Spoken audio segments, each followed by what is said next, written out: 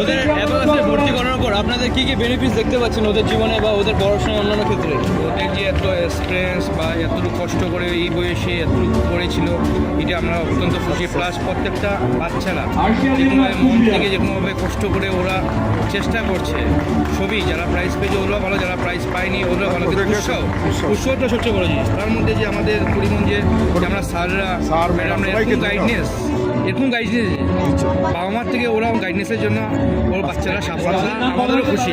আমাদের গীতা ম্যাডাম যে অসুস্থ ট্রেনের মধ্যে ইঞ্জেকশন দিয়ে আনা হয়েছে, তারপর যদি উনি এসেছেন ওনাকে অশেষ ধন্যবাদ, বা শুভম স্যার বা সবাইকে অশেষ ধন্যবাদ। ওরা যে করেছে সবচেয়ে ধন্যবাদ। ভবিষ্যতে আরো বড় প্রোগ্রাম হতো, এটাই আশা। Thank you sir.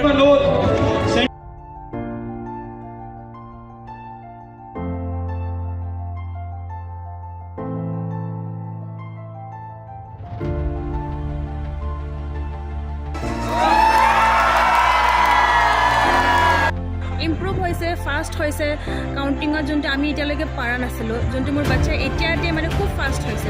যোনটো কাউণ্টিং চিট সি কৰে, যোনটো মই এটা লাইনে মই মানে 5 মিনিটছত নোৱাৰোঁ, সি গোটেই 70 চাম মানে 5 মিনিটত কাউণ্টিং কৰিছে। বহুতখিনি ইম্প্ৰুভমেণ্ট পাইছোঁ।